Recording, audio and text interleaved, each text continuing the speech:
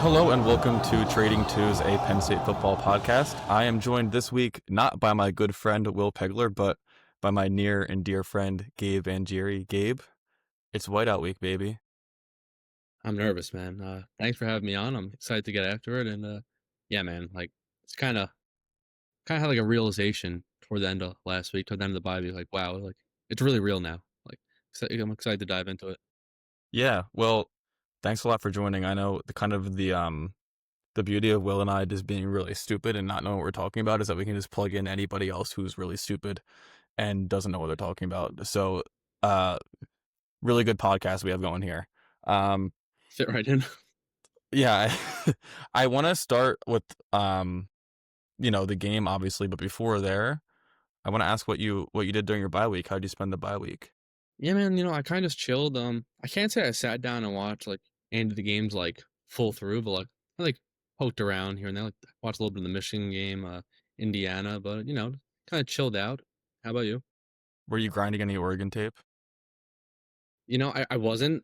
I was a little busy over the weekend, just like moving around doing some things, and like kind of like applying for jobs, like technically unemployed. If you're watching this, Uh-huh. hire. Thanks. But you know, I'm ready now though. Locked back in, ready to go 1-0. All right.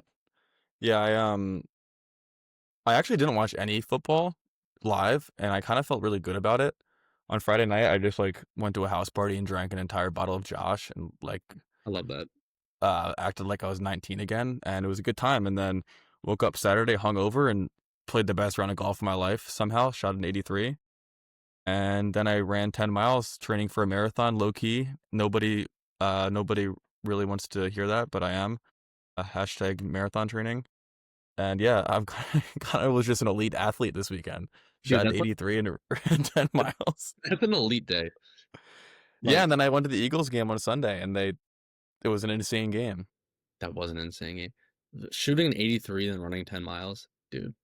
Come on, I'm 83. kind of at my I'm kind of peaking. I'm still yet to break 100 at this point. It's so over for me. I haven't played in I think probably like 2-3 months. So I really I want. hate to say it, but I think that's like correlated. It's 100% related. I just don't play enough, but I felt like I was close last time I played. But like if I played tomorrow, it'd just be so over because I'd forget everything. But Well, Gabe, you're going to the game this weekend. I am, I am. Are you I'm going to very. play golf and stay? Whiteout weekend it might be tough to do that. No, it's gonna be a very busy weekend. I'm excited though. I think we were gonna touch on this in terms like this whiteout feels very like real for the first time in a while, in my opinion. I feel like in years past, just like the quality of opponents haven't really been that of an Ohio State or a Michigan. So I'm really pumped up. And I'm very nervous also. Yeah, well, I wanted to ask you, 2020 there was no whiteout, but this to you feels like the biggest whiteout since when? My first thought went to 2021 with Auburn, but the more I thought about it, Auburn wasn't very good that year. Well, I think we can skip the playoff game. Sorry, I forgot to say that. I don't think right. that counts for this. No, no. I think because Auburn wasn't very good in 2021, I think most of the hype was just because it was different. It was an SEC team. But when you really look at it, Auburn was not good that year. So I think 2019, which was my freshman year of college, the Mo Bamba game against Michigan, I think this is probably the most significant, like hyped up whiteout probably since then. It sounds crazy to say, but when you look at it, like last year was Washington. Like I was at that game. I mean, it was loud. It was whiteout environment, but it was not the same at all. Yeah, Washington was not a good football team. The year before was Iowa. I think we won that one. I think it was like 31-0. So yeah. that was not again. And they were ranked 24 technically, but like, Yeah, like I sure, mean, come on. And then the year before, I think it was Minnesota the year before. Like, so really, like my head goes to Auburn, but it probably 2019 Michigan because 2020 there was no whiteout. Obviously, I guess Ohio State would have been whiteout, but oh well. yeah. And I mean, the thing about the 2021 game too was it was the first game back since COVID, like the first whiteout back since COVID, which, there was some extra juice. But I think also in the same sense, people kind of forgot like how to be fans a little bit. Like it kind of felt a little bit weird that we were doing that again so early. So, it didn't feel fully the same as pre-COVID stuff at that time. So I agree with you. I think it's the biggest game since 2019. Um, which, that was a big Michigan was 16, so like you may even look to the year before for the number 4 Ohio State game. But I think we will see a similar atmosphere to that 2019 game. And another thing that I think really plays into that is that Penn State hasn't played a real opponent yet this year. Like this is the first game of the season. That's what I'm saying. Also, it's like obviously I've watched the first 3 games, like I've been tuned in, locked in, but I'm one of those people who just hates like the cakewalks to start a season. I know it's like good in a sense you get like some of the younger players playing time, you get to like figure some things out, but I hate it. Like I just doesn't feel like real until you actually get an opponent, and like it just so happens that the first real opponent is the whiteout. It's Oregon. It kind of feels like we're just jumping right in. I think people are gonna be fired up.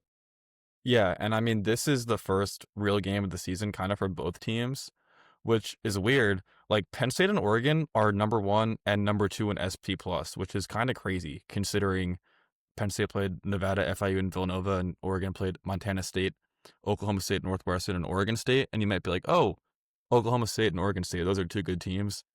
No, they're not. Oklahoma State just fired their long tenured head coach, and Oregon State is like one of the worst teams in the country. And then Northwestern is also one of the worst teams in the country. And then Montana State, Montana. I was actually at their stadium. It, it, it's like, they're comparable to Villanova, but just in Montana.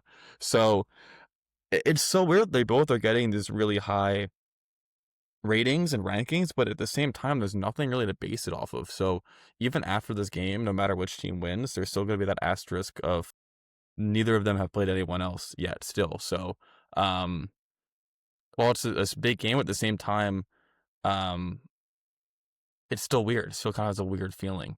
That's why I'm kind of struggling to like preview this game or kind of like predict what's gonna happen because I really don't know. Because like I there's really nothing to base it off of. Like, yeah, on paper, like both teams took care of business, kind of did what they had to do. I know we have some concerns about Penn State, just some of the little things, but like I don't think really anything would shock me this weekend. Like No.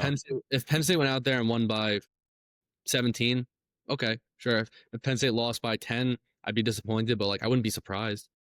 Like I Yeah. I mean, we saw how they played against Villanova and FIU. Like, I don't think fairly anyone would be surprised, which is weird to say given the preseason expectations. But um, the thing that is going for this game, though, is that Penn State and Oregon played each other last year in the Big Ten championship. And I think both of them are largely still the same team. Like, Oregon has a different quarterback, obviously, but I mean, Dante Moore might be a better quarterback than Dylan Gabriel, to be honest with you. Um, so I don't think, if Penn State wins this game handily, I don't think everyone's going to be saying like, oh, Oregon hasn't played anybody. Like, I think they're both going to be competing for the Big Ten championship. They're both going to be competing for playoff spots. They're both going to be competing for national championships down the line. But it's just, that's the downside of playing these fake teams, which, I mean, I don't think Oregon could have predicted how bad Oregon State and Oklahoma State were this year. But it's just, it's weird. But at the same time, the hype train has fully left the station. yeah, I think probably like both fan bases are just like so amped up for this because again, like I don't think either team's fan bases were like charged up for, the beginning of the season matchups. Like I feel like it's been a while since Penn State kind of had like a cakewalk to start. I mean, last year with West Virginia, like maybe they weren't that great, but like it was cool to like play West Virginia. It's like a real Yeah. program. No disrespect to the other teams we played this year, but West Virginia was real. Like it just it was I don't know. You at least you were playing a respectable program. You can like okay, like we beat West Virginia pretty handily. Like that was cool. Like with Nevada, FIU, Villanova, it's You can't take anything away from those like we games. should be totally beating those teams by a lot. So I mean, it's just hard to kind of like I feel good about the team. Don't get me wrong. I feel good about Penn State. I feel good going into this, but your guess is as good as mine. Like I don't really know. Yep. And I think another interesting context to put this game into is James Franklin's track record against insert top whatever opponents, which, it's 1-15 versus top 5, 4-20 versus top 10. Oregon unfortunately snuck down to number 6, so this would not count as James's second top 5 win. If he were to pull it off, it would be his fifth top 10 win. So This game for James, he has no excuses to lose. This is his best roster he's ever had. It's at home. It's a whiteout. It's at night. This is a team he saw last year. This is a team where his defensive coordinator saw twice last year. There's no excuses here. So this is kind of everything's on the table. If they don't win this game, it's like it might be all on James Franklin, to be honest with you. No, dude, like it's so fair too. Like his track record against top teams is like well documented. Like at a certain point, like you need to get the job done. And like Penn State has home field advantage. It's the whiteout. They played Oregon last year. A lot of familiar faces there. Like if if Penn State goes out and loses this game, like yeah, like in terms of the season, like it's not the end of the world. Like there's still plenty of season ahead, but in terms of just feeling, like they're gonna feel like crap afterwards. Like Yeah.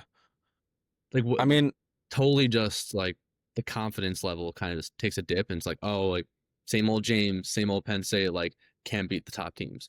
'Cause I feel like there's still a there's probably a portion of the fan base, and then not that we necessarily care, but a portion of like the national media and fan bases that like don't really view Penn State as the number three team in the country just because they don't think that Penn State has beaten those top teams. Like even with the playoff run last year, you heard all the comments about, the run they had like SMU, Boise State, like they said it was like a Mickey Mouse run. But, I feel like whether it's warranted or not, like obviously Penn State didn't choose who they played, they took care of business, whatever. But I feel like there's still a large portion of like fan bases that don't really think Penn State is all that, if that makes yeah. sense.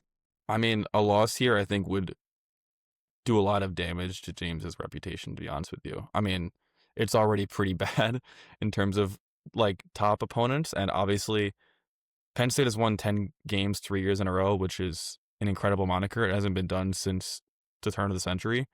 So credit to him there, obviously, but like, there's other coaches out there who are winning a lot of big games a lot of the times. Yeah. And especially after James goes after that 2018 game against Ohio State and says we're going to become great, we're going to become elite, hasn't happened yet. And this Yeah. would be a really good step towards becoming an elite team. I mean, they're at number 3 in the country right now. If they win this game, who's to say they're not number 1 if it happens handily? I mean, honestly, I mean, Ohio if State I'm, has who do they have? They have Washington this week. So, it's do you honestly, think it's out of the question for them to become number 1 if they win? I think let's play out the scenarios. Like, obviously, if Ohio State gets upset, like, sure, they're going to fall. Don't think that's that. Let's Yeah. say Ohio State wins by one score, and Penn State goes out and beats Oregon by 20. Yep. I think it's a conversation. Yeah. 'Cause- But also at the same time, Penn State goes out and beats Oregon by 20. What differentiates Oregon from Texas, who Ohio State beat? So it's like Yeah. it's so hard. Like I don't know. It doesn't matter, but it's like But this is a big opportunity for James. Like this is a big flag plant. Like I'm here, I'm beating this team that everyone says can win the Big Ten championship, can win the national championship. So it's a big opportunity. no, it's huge, and all like the stuff off the field is like in his favor. Like I said, home, whiteout. You have so many of your returning players. You have Drew back. You have Nick back. You have Katron back. Like now's the time to like go Yeah. out and beat a top ranked team. Well, and let's say they lose the game because Drew throws 4 interceptions or Drew looks as bad as he has kind of implied that he might become in the last few games. The question isn't why is Drew bad, it's why did James let Drew rest this much? Or if Nick and Katron get stuffed all day when last year they ran all over Oregon in the Big Ten championship, like both of their best games of the year. The question is, why did James hire Stan Drayton, or why did James, you know, you can pin a lot of this on James because these players are who they are. Like most of the starters have been with Penn State for a while and have been established good players. So if James is consistently showing he can't get the most out of them, it kind of brings him into focus, I think, more than individual efforts from players. Yeah, I'd agree with that for the most part. But also, I think let me preface this with saying like I love Drew. I think Drew is great. I think a lot of the criticism Drew gets is won't say unwarranted, but I think it's over the top just because he's a quarterback at Penn State. The heat is like starting to rise on him a little bit just because things just don't seem like in terms of the offense and like the rhythm, something just seems off in the last couple of games. Like yeah, they won handedly, like that's not the issue. But I don't know, just from my point of view, like I don't see like a rhythm, if that makes sense. It just 100%. doesn't look all right to me. 100%. I think if like Penn State goes out there and proves on offense, like they go out and have a great offensive performance, like I think that lowers the heat like a lot. I think people are all Yeah. right, like Drew's fine. Like it was just Villanova and FIU, like they were hiding things, like they weren't showing everything. It's fine.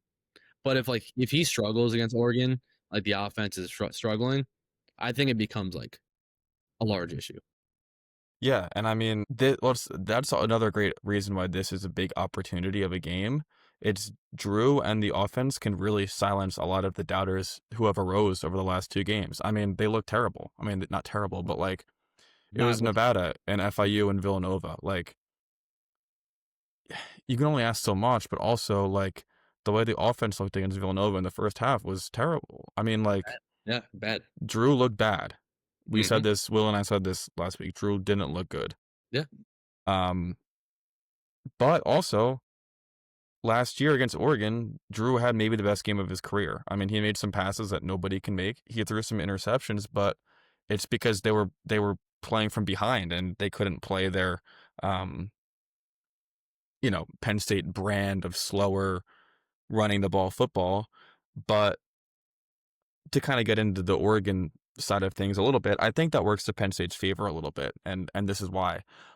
When Penn State was kind of running that 2-minute drill against Villanova last week or 2 weeks ago, they looked the best they did all half. Like when they tried to get into their offense and run, scripted plays, they were out of rhythm and things didn't look right. But when they were just kind of saying, fuck it, like let's ball, we have a minute to score, let's score, they look great. And it was the same thing against Oregon last year when it was like Oregon decided to make the game a shootout. Penn State was like, all right, let's make it a shootout. And some guys who were dormant all year started to ball out. yeah. So Does that go back to the overthinking conversation? Kind of just like, totally. because shout out Mike Borman wrote an article on SayCollege.com. I thought it was pretty cool. Just like how James said, like, yeah, they're just overthinking. Like, Yeah. like just figure it out. Yeah. And I mean, I think some of it is like a lot of new players, especially at wide receiver, like obviously, and then really young tight ends as well. You need to kind of take the game as an opportunity to get into rhythm. But now it's Oregon. So are you in rhythm or are you not? Like, it doesn't look like it, but they had a lot of opportunities to do it.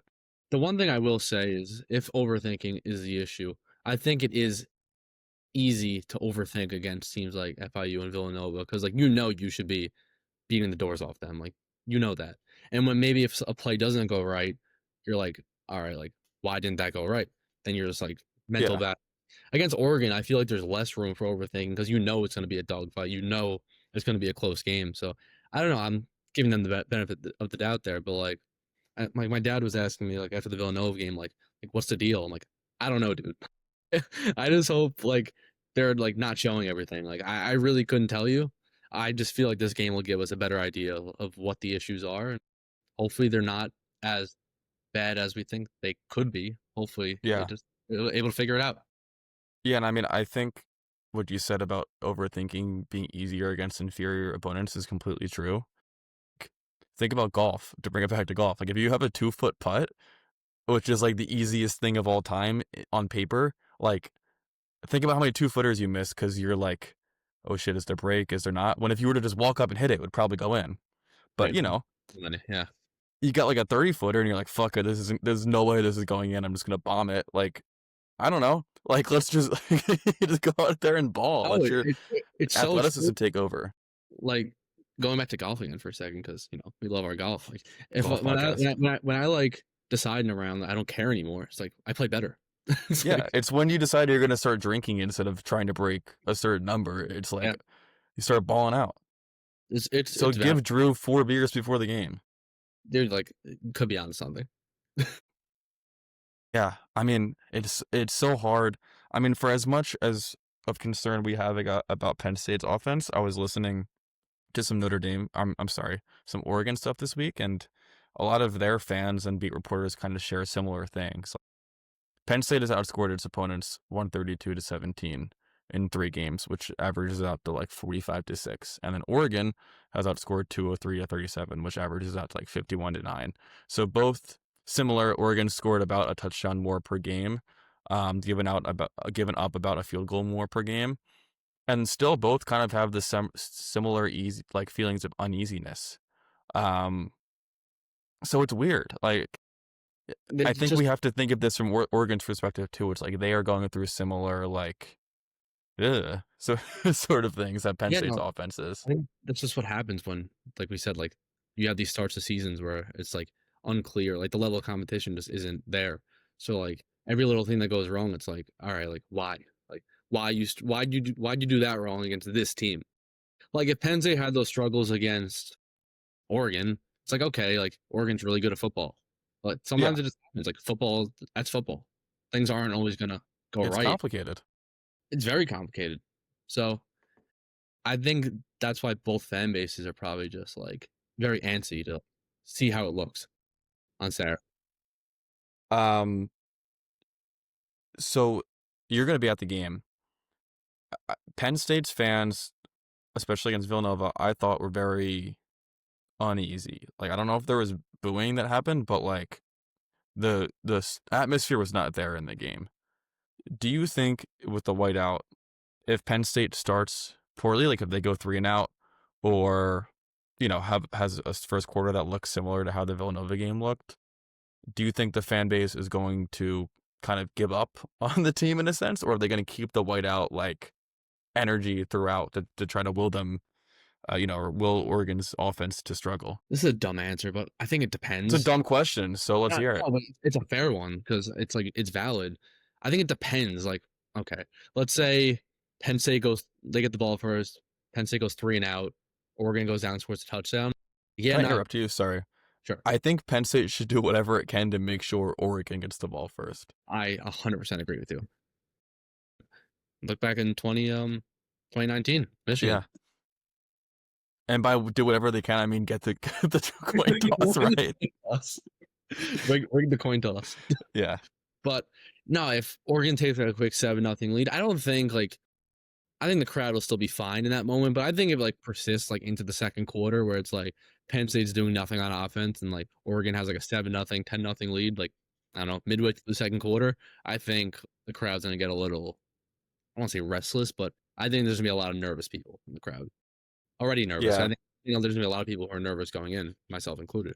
But I don't know. I feel like with the whiteout, I think people just know that they have to be loud and be that home field advantage. So I don't think it'll start like right away. I feel like against Villanova, it's like, all right, like we're pissed off right away because we're not playing well. I feel like there'll be a Yeah. little bit more patience against Oregon, but it could get restless if it persists into the second quarter because it's a good team and like you don't want to look like garbage, you Yeah. know. I mean, James was practically begging people at the presser this week to like make noise. It Which I just, I think mean, is interesting because like I feel like it's like a given with the whiteout. yeah. I mean, I think he's done it in the past, but it was just like some people were taking it the wrong way, where they were like, "Oh, like Penn State's fans are so weak; they need their coach to like beg them to like make noise." I think he was just saying that like just Yeah, to no, say it. of course. But I mean, I think the environment is going to be insane. Like, I I'm very, agree. I'm getting like goosebumps right now talking about it. Like, I mean, actually, let's think about it. 7 o'clock kick hasn't happened against a real whiteout opponent since the Auburn game. yeah, I yeah, mean, then no, like last game, the game was on a freaking Peacock. Like that's not real. no, And then Iowa, like, well, that was interesting because there was beef with Iowa going back to 2021, but still, like, I don't know. that wasn't The like, expectations for this team this year are so freaking high. Like, I think this is going to be one of the better whiteout environments we've well, seen. I think that paired with just the fact that it's like the first real game, Yeah. also, like this is like both of those combined is going to make for an insane environment. Like, Yeah. Game very, day coming, all days to yeah, drink. didn't even mention that. Like game day coming too. Like it was either Penn State or Alabama, Georgia. And And they I think chose Penn State. I mean, good call. I think they made the right choice. I feel like the whiteout, like they love coming to the whiteout. But It's gonna Yeah, be 74 and sunny all day. Like it's dude. the perfect day. Dude, at first, knock on wood for sure, but at first, like a week out, the weather did not look good. Like it looked, it was looking like rain. So like if we get that day, God, that would suck. well, last year That it plays to Penn State's favor a little bit, I think. last year it rained during the day for a good amount of the whiteout. I remember during the tailgating in the Thank tailgating you, lot, on-field reporter. of course. But, um, no, I think that'd be nice if it's like a cool 70 and sunny during the day. Oh, dude, the vibes like could not be better. If that's the case. The vibes heading into this game are it's weird giving the football teams a little bit of struggles, but I think everything else it's shaping up to be like a perfect whiteout day, honestly. Yeah, I mean, when they announced that game day was coming, I it was already gonna be great, but I like got chills. I'm like, all right, like, this is like legit because I Yeah. feel like game day and the whiteout kind of go like hand in hand, like in my mind. Like game day is coming in the morning, like just from like a student media perspective. Like when we cover the team, it's like all right, we're covering game day in the morning, like we're heading over to the lots, then we have the game. It's just like an insane day, like an absolutely Yeah. insane. If you're an 18-year-old listening to this, which I'm sure we have a lot of 18-year-olds at, at Penn State who listen to the podcast, like, soak this shit in, man. Like, COVID could happen in 2 years, like it did to me. Like I went to in 2019, my freshman year, I did the whole game day thing. Like I woke up like 3:30 in the morning, waited on the line to get into the pit. Like it was like insane behavior, but like you gotta do it once if you're a student. Like just do it once, like get that experience because there's really nothing like it. Like me present day, like I probably wouldn't do it because I'm just washed up and not built for that anymore. But like it's so cool. Like that entire day is just there's really nothing like it. Like at the end of the day, you're just like sit in your dorm at like 1 o'clock in the morning, just be like, holy shit. Buzzing. Yeah. Yeah, like I insane. hope the students, like, know what it's like to have a home big game. I mean, 'Cause freshman they've year, kind of struggled getting into the student section so far this year to the point where OS wrote a column about it again. it's just like figure it out. Like I don't know. Figure it out. Like It's freaking Oregon. also Let's go. like I understand the want and like the desire to tailgate, but like this is the whiteout. Like get in the seats. Like go in like reason. Like, don't have to go in terribly early, but like get in the stadium at a good time. Like the student section should be full by the time the game starts. Like no I remember question. in 2019 it was full like an hour out. Yeah, like that's the standard. Like The amount figure. of the amount of money you as a student, the student who's totally listening to this right now and listening to this, the amount of money that you pay for all of your tickets all year is half of what one person as an adult pays to go to this game. So don't Yeah, take this shit for granted. All right. yeah. No, but it's so true. Like there's nothing like it. Like I'm for fired me, up, man. Come on. you're getting me fired up. Like Let's win this game. it's like sneak into the student section and set the standards. I like Yeah. fair. I look like I'm 19, so it would work. But no, like get there early. Like don't don't set yourself up for something to go wrong. Like we just can't afford that on whiteout day. Like, we can't do it. I mean, every they change the stadium security every year, and like every year, like something goes really wrong. It's just like I don't know. So get there ahead. Like you got all day to drink. Start at 7, and then get into the student section at 5, 6. Yeah, bare minimum. Like, Really. I mean, as just like a leave no room for doubt. yeah, as like a regular fan, like I want to get in there like kind of early, even though I don't like need to. Like I want to be in there like by the time like all like the pregame festivities start. Like easy. I don't want to risk it. Yeah, I I, mean, I feel like it's just like a given, but I don't know. They're not built like us, I guess. hopefully they're listening right now. But I mean, those people who aren't going to be there, like, it's shaping up to be a great Saturday. Like Ryder Cup, weather, Dude, right? insane slate of college football. Like this is the day that like if you're going to a wedding, like you Like not go. you Yeah. should not. Yeah, you Like should like you're tell for if the wife is like if the bride is like your ex girlfriend, you should like text her that you still love her to like get the wedding canceled. you should like you need to be sick on Saturday if you have a wedding. Yeah, Like you can't go to that. Dude, the Ryder Cup is like right in my backyard. It's like 15 minutes from my house. yeah, It's you insane. should. Like And you're going to the White House. That's how much you care about Penn State football. I know one of my friends is actually going to the Ryder Cup on Friday and driving to State College, which is like so elite, That's honestly. awesome. Yeah. Like I want to take a drive by there at some point this week. It's like a nightmare over there traffic wise. I've You heard, should but try to I just play want. golf Scotty, can I podcast. compete for you, please? I'm like nervous for the Ryder Cup, by the way, but I don't know. That's gonna be so sick. It's gonna be so sick. But yeah, it's just gonna be a great day all around. It's Um, like you said, an elite weekend for sure. do we want to get into talking about some predictions for the game a little bit? Or Yeah, actually, you know what? No, let's do it. Okay, ignore what I was about to say. whatever. I'm the guest here. Gabe, I want to know what what is one thing you are looking for against Oregon? And you're going to be there, so you're going to be physically looking. I don't know if you're bringing binoculars or not, but I might have to invest in a pair. But I said this for a couple of games. I think I said this for Villanova too, just because I don't know, it's just on my mind. For the offense, it's third down. Against FIU, they were like really bad on third down yeah, offensively. They're better against Nova. I think they were 5 of 11 on third down against Nova. that's how they lost to Notre Dame last year. Yeah, like it's Villanova. You're gonna convert third downs. You need to sustain drives and like keep your defense. Your defense has been so good, like you don't want to set them up for failure. So you need to like stay on the field, like convert on third down. That's like the biggest thing I'm looking for. I think that's honestly a game changer. I mean, it's not like a surprise. Like it's third down, very important, but that's like the major thing I'm looking for. Cause I feel like too often, like the offense will just like go out there and just have a complete dud of a drive. And it's like this is not sustainable against very good opponents. So yeah, it's for sure third down efficiency for me because I think it's FIU. I forgot what the number was exactly, but it was like really bad. Like I think it was like 2 for like 13 or something bad like that along those lines. Like that can't happen. Yeah. I think Penn State is like 37%. Oh wait, I'm sorry, that was last year's stats. Penn State is 79th in the country right now on third down percentage. It's not gonna cut it. Like it's just Not not. good. Number two No, in SP plus, but 79th in the country on third down percentage. yeah, So like games are won and lost on third down. Like I'm gonna like reference my pro team. I'm a Jets fan. Said like their defense on third down is like horrific.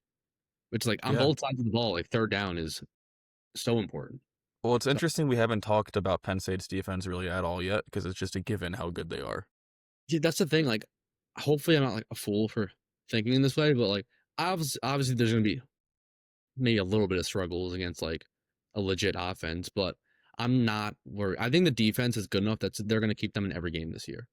In Yeah, my opinion, I think it's 100%. also on the offense to carry its weight, but I could be wrong. I don't know. We'll see how the defense looks against Oregon, but I just don't have many concerns about the defense. I think the defense is deep too. Like even though they lost a decent amount of people on defense, there was some turnover, but people have stepped up, stepped in. So yeah, for me, it's like my eyes are on the offense. It's on third down. Yeah. What about you? Yeah, and to your point, I think it'll be interesting to see how tight the depth chart gets because I know they're deep, but I think things will really start to tighten up here as we play more legitimate opponents. That was one of the things James said in his presser this week. He said that Yep. it's no surprise, obviously, but You said like we're done fucking around. basically, and they're different words, but yeah. I mean, that was a given, obviously, but like Yeah. you know, it's good to see. Yep. What I'm looking for this week, Gabe, is I'm looking forward how Penn State and Beaver Stadium handle the team coming on the field. I think they've tweaked it a lot from year to year when they play Coming in the Air Tonight and then they play Zombie Nation. Um, some years they've really nailed it. Some years I feel like there's been a little bit of a lull in between the two songs, not really getting the transition right. Because timing everything up is hard with them coming out of the tunnel and getting the crowd perfectly hype. I didn't even think about that. That's such a good point. I'm gonna So have to I'm look at gonna I'm gonna be looking to see if they just nail it. Because when they nail it, dude like when if they you look back to the 2019 video with like the skybox and then they go right into Mo Bamba, I'm yeah looking for that to happen is basically what I'm saying. yeah dude that would be pretty sick. I would that wasn't even on my mind, but like I feel like that's true. Like sometimes it just doesn't click, Sometimes they don't get it right. and like just get it right. Like this is the whiteout. Like get it right. Everyone's Like got to do their job. Like Like, it takes all of us really to go 1-0, and like yeah. everyone's got to do their job. Like I'll So be doing yeah, my job in the stands. Like they got to do their yeah. job. I'm gonna be doing my job drinking at Oktoberfest all day and then watching the game. So Sweet. we Yeah. need we need Beaver Stadium's music guys to lock in. And I wonder 100%. is Guido still doing it? I don't remember. Um, let's just say yes. Sure. Yeah. Why not? Fact check true. Yeah. Um, We said it. It's true. yeah. So those are what we're each looking for. Do you have a bold prediction? Maybe something that you can put on tape right now, and then when it happens during the game, you can like clip this part of the pod and tweet it and be like, "I'm a genius." Yeah. So I don't know how bold this is, but like, I'm just gonna say it anyway because I think it's gonna happen. I think Luke Reynolds scores his first touchdown of the year in this game. I'm a big Luke Reynolds guy. Have been since last year. Um, I don't know. I feel like it's like I know like Jenkins is like technically the starter, but I feel like Reynolds is clearly the top pass catcher at tight end, just based on how the season's gone Maybe including overall. wide receiver. Yeah, Could be, yeah. I think he's got a lot of talent. Kind of just waiting for that oomph, if you know what I mean. I think whiteout yeah, crowd. I just like see a vision, you know. I'm just kind of hundred just thinking percent. about it. Like I see it. Well, he was hyping up the crowd against Villanova at points. I think we had a big catch. So like I think him scoring and then just like running into the student section. Yeah, I can see it. Yeah, like I 100% I think can see it. I think it's a kind of a lock, honestly. All right.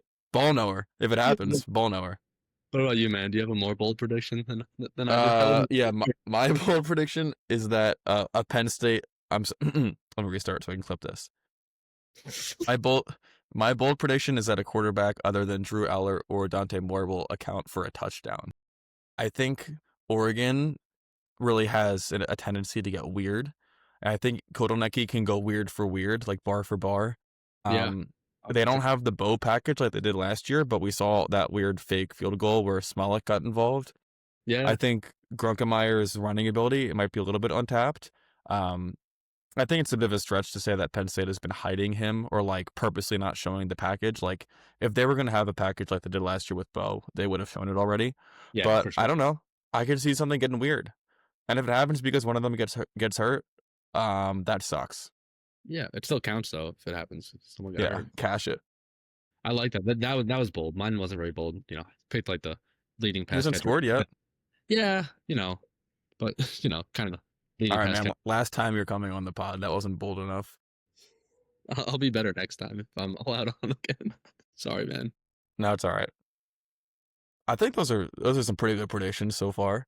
I Um, mean, if yours happens, I'm gonna be thinking like, holy shit, like, what a yeah, I mean, genius. it would be undeniable that I'm a ball knower. Well, maybe Kotelnicki, because I know he's listening right now. He'll probably be like, Right. shit, like that's actually facts. Well, he does some crazy shit. Like, Yeah, my main thought was like last year against USC when like Warren snapped the ball and just caught a touchdown over like 3 people. That was insane. I feel like he's kind of tamed it down a little bit this year, and I know he doesn't have the personnel like he did with Warren and Bo, but He's just hiding stuff though. You don't know. yeah, I don't know if I buy that. Well, I mean, like stuff like that, like the Warren play, like they ran against USC when he snapped the ball and Yeah, like obviously they don't have another Tyler Warren, but like stuff like that, like they may have not been showing yet because that was like that was crazy. that they saved that for when they needed it the most. So like, Yeah, it's they completely definitely. reasonable for something like that to happen again. Yeah, I mean, again, they don't have another Tyler Warren, but like that guy's I don't know, unbelievable. dude. Luke Reynolds, like, Well, I don't want, I'm not comparing him to Tyler Warren, obviously, but like do it. last year, Get no, bold. This is the no. bold section. Last year I would Say call him like, on camera, Luke Reynolds is better than Tyler Warren. yeah, no, I can't do that. Last year I would call him like baby Warren because like I saw the potential there. Like I don't think he's like as versatile like in terms of just like running and even throwing, Throwing, yeah, but like I think he can be like a huge presence. yeah, 100%. So Um, yeah, man, yeah, I could see this game getting a little freaky. I would love that.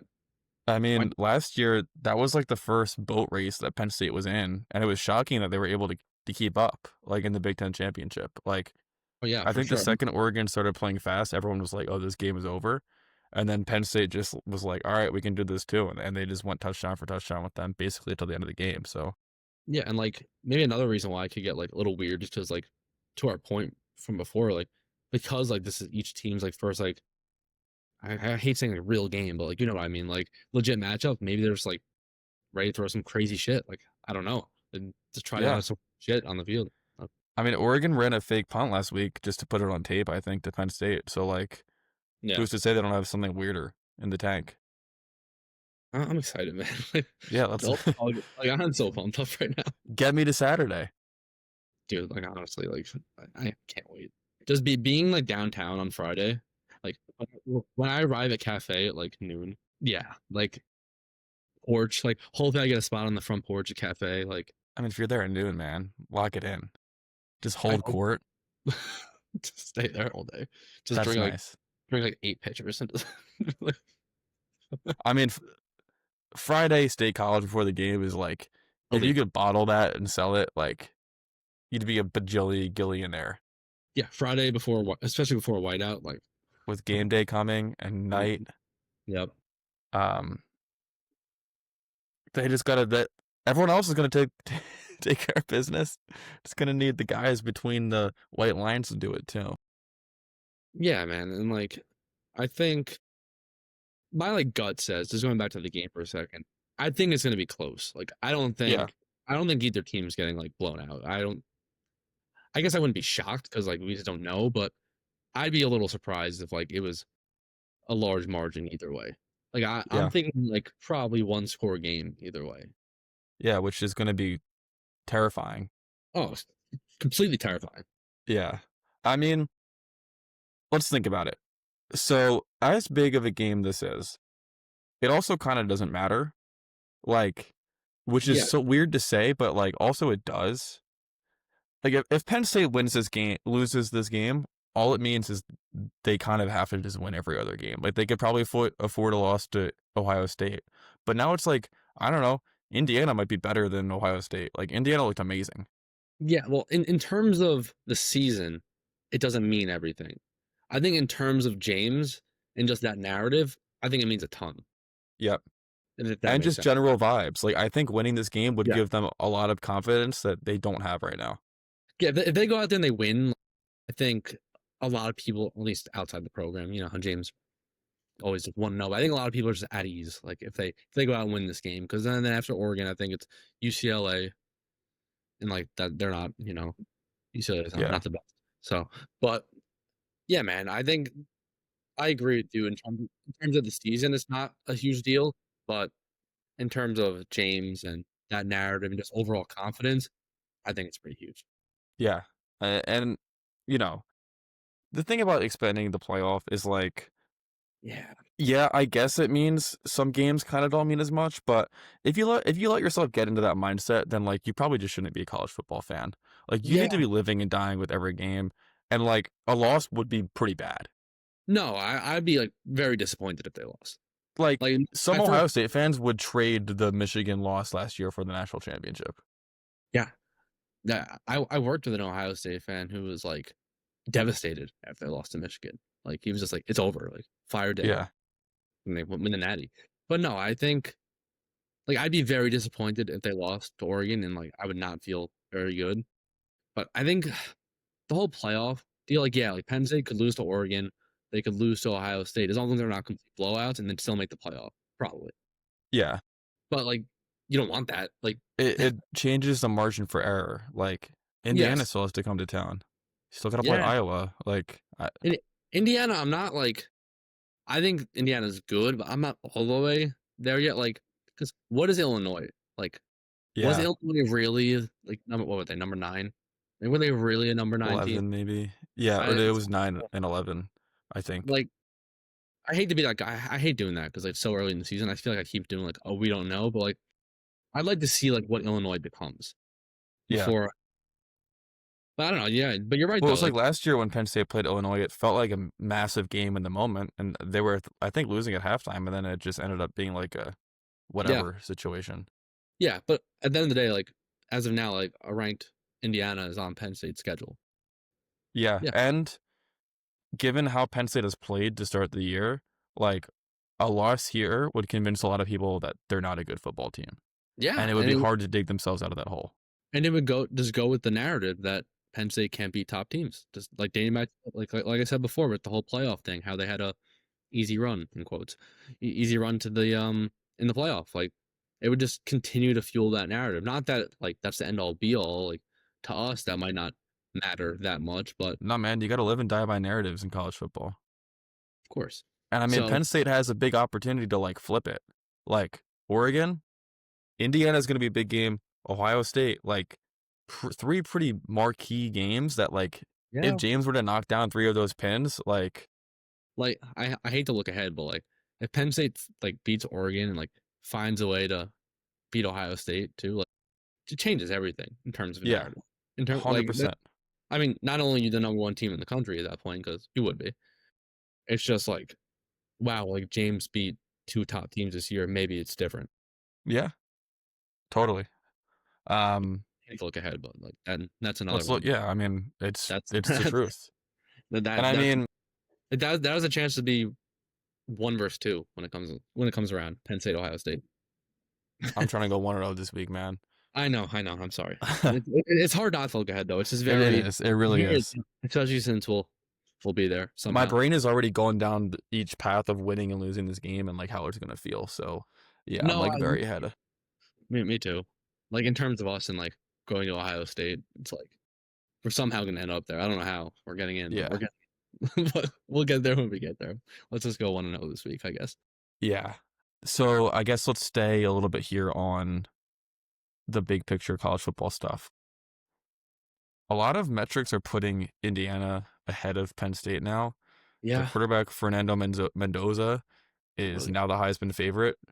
Drew is like 15th in odds now, plus 2,500, maybe good value to get before the Oregon game. I don't know. I'm not a gambler. Yeah. Um, Can't bet on it in New York, unfortunately. yeah. So I don't know. It feels like the college football tide is kind of leaving Penn State in the dust a little bit as these other teams pick up big wins and gain momentum. Yeah. I mean, yeah. Fernando Mendoza, he's looked I think it's 14 touchdowns, no picks. Like he's looked pretty insane. But like I feel it just goes back to like if Penn State goes out and beat Oregon, that changes everything. Like Yeah.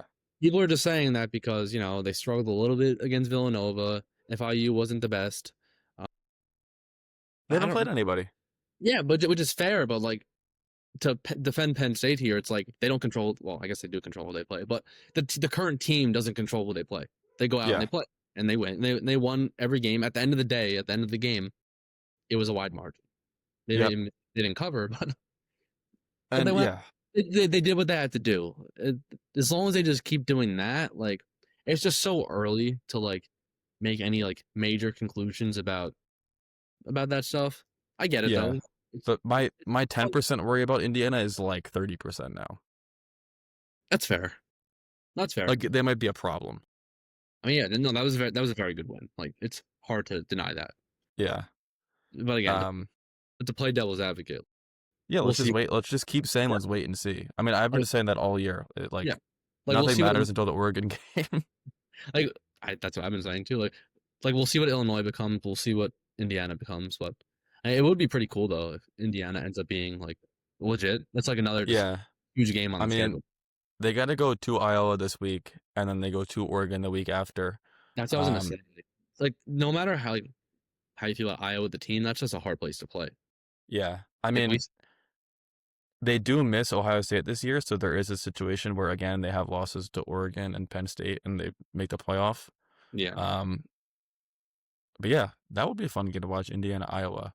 Kind of tell us a little bit about Iowa too. I think, See, which that's a hard place to play. Like when we covered um, that game, like that was it's a crazy. nightmare. It's It was hell. It's like going. It's like descending into hell. like that was like such a nightmare. That game, everything Yeah, about it, like during the game and post game, like me being locked out of the tunnel, like complete nightmare. yeah. Those who listened last week will remember. Dude, Um, that's so bad. the other interesting result I think from last weekend was like I, Clemson is just Done. they're Goodbye. they're 1-800 dead. I mean, for me, more than Clemson being dead is like I think LSU is kind of just a Well, questionable team now, yeah, because LSU's only real win was over Clemson. In and they Clemson, beat Florida, but it was like a close. yeah, I mean, but Clemson stinks, so it's like I Yeah, don't know. It's bizarre, but yeah, Clemson like bad, dude, bad. Yeah, and I mean Florida just got whopped by Miami. I mean it was like 19 points, but um, just wait and see. But also, I'll put LSU on a fraud watch if you're down. I mean, yeah, I'm down, but They play at Ole Miss this weekend. that'll be a much bigger test at Ole Miss. Yeah, but again, but in LSU's defense, they've won their games. Like, Yeah, yeah, but I mean, yeah, this weekend's gonna say a lot about a lot of things. yeah. A lot of Like, transitive property is going to happen this weekend, I think. we're gonna have a lot of answers after this week. Yeah. I think, Um, or at least like short term answers, which is cool. what do you make of um Missouri? Mm, yeah, man. Um, so this podcast, credit to us, was very ahead of like trying to shut down this Drew Bow narrative. It if Penn State loses this game and Drew looks bad, like we're gonna officially lose contain on the Drew versus Bow thing. Like we've But already been losing contain, but it's gonna be like engage 8 against Penn State. yeah, I'm but just saying narrative wise. yes, but I mean, just like the Penn State fan in me, and like just like the college football fan, like I'm happy for Bo. It's cool. Like, Yeah, the pride I of was always, York, Pennsylvania. yeah, like I was always a fan of his. Like I'm like very happy for him. Their narratives are like such like Let's say it again. Let's put the line in the sand again. What people are saying about Drew versus Bo is not cool. because like again, yeah, because like Bo was here. It's like the same crap when not exactly the same, but like when Levis went to Kentucky. And Yep. like Will Levis is like not a good quarterback. You're seeing it in the NFL. Like he was pretty dreadful. So I mean, I'm not saying that's gonna be Bo, but like Bo and Drew were on the same team for a couple years, and Drew was a starter, and Yeah. that was like Let's I don't. just let's just stop talking about it. Yeah, like But also, a lot of people are going to be talking about it if certain things happen this like weekend. we don't have to use Bo's success as a reason to put Drew down. Like why can't we celebrate Bo's success and like still love our guy Drew? I know it's not I how can, in the but mind of some. Yeah, some fake fans and pundits and talking heads yeah. I've seen a lot of things on social media. I don't like it, man. that, I really quite frankly, are not funny. just a disgusting act, quite frankly. But you know, it is what it is. Like that stuff's gonna happen. Like again, we saw it with Levis and Clifford, and like that was I don't know. I feel like that didn't end up being anything. But I know I hope Bo plays well. I hope that he continues to win because I'm a fan of Bo. But at the same time, I'm happy to have Drew. I do think he's going to be okay. I I don't think like what he did against Villanova is like a No, indication of what he's going to be the rest of the season. It's all timing. Yeah, Bruce struggles a little bit against Villanova. Bo's balling out, you know. bad spot. But again, next week it could be Drew plays great against Oregon and Bo struggles. I don't know Yeah, who they're playing or if they're on a bye. I'm not sure, but you just don't know. they play UMass, so I don't think he's gonna struggle. But But if he it's just does, it's gonna flip. Okay, here's what I'll say. I have a take that is brewing regarding my close personal friend and number one football guy that I enjoy watching, Drew Aller. I will not release this take until I receive the result of the Oregon game. It does involve something regarding Harrison Wallace III stats at Ole Miss. It also has something to do involving Andre Lambert Smith's NFL success. I'm not saying it yet, but I'm monitoring the I situation. think yes, I Harrison. know. I'm not having the take yet, so don't respond to it. I'm not, I didn't say it. No, I was going to address Trey Wallace. Oh, I'll let your take sit. He has double the touchdowns he does last year. Again, I didn't look at his stats, but if you look at them, I didn't look at them. He's looked very good, Trey Wallace. However, Yeah. he looked very good game one last year, and I feel like Facts. his level of competition so far this year has not been that of a great program. I don't Again, think I haven't checked his stats, but apparently his most recent game was his worst, and it his was. first two were the best. Did you know what he did in his most recent game? I One didn't catch. look, but I think he had one catch. One catch Again, I 40. haven't looked. So for sure, of course. So I mean, listen, We're getting I, into dangerous water here, Gabe. Let's get out of here. you entered the water. I I'm said trying I'm to not having the take I, yet. I'm trying to navigate the waters. I said I'm waiting until I'm trying, the I'm, Oregon game. I'm trying to get us out in like a safe manner. Yeah, you're right. I I'm I gonna hit think the eject button here. yeah, I hear what you're saying, but like, calm down, dude. All right. All right, eject. Do you want to go on record with our Oregon predictions? Yeah, let's do it. We're actually gonna cut over to a special guest. It is Will Pegler reporting live from Spain with his score prediction. Will, take it away, man. What's up, guys? Ryan, thanks for taking it to me here from CK Spain. We're here at the beach. Really beautiful. I thought through this one. I've got Penn State winning 30-24. I'm sticking with the early King Mac turnover. I've got Penn State down 24-23 late. Like 5 minutes left in the fourth quarter. Drew puts together a touchdown drive. There's not enough time left to there's too much time left to just wait, kick a field goal, run down the clock. They score the touchdown. I think it's a touchdown pass to Trevor Pena. Penn State's up 30-24, 4 to 5 minutes left. The defense gets a hold. They put it away Penn State puts it away. They get the ball back with a long, multi-first down drive led by Nick Singleton carries. Really not a way Penn State has won in these big games yet before. Running the clock down, winning with the ball on their own terms. I got that happening 30-24. Penn State climbs to be the number 2 team in the country, potentially number 1. I'm back in national championship. Thanks. Thank you, Will. I hope you and Grace are having truly an amazing time in Spain. Safe travels home, and you may or may not have picked the exact score of someone else. But Gabe, how about you go ahead now and give us what your thoughts on the game are? Yeah, so like even before knew I was coming on this podcast, I had like a prediction in my head. So this is kind of, I don't know. I kind of had this for the last couple days. I think it's gonna be on the lower scoring side. I think Penn State's defense is good enough to not stop Oregon, but I think to limit its offense. I think Penn State's offense will, I think it'll look better, a little bit better than it has. But obviously, Oregon's defense is a lot better than the teams that they've played so far. So I think Penn State escapes with a close win. I think 20-17. Okay.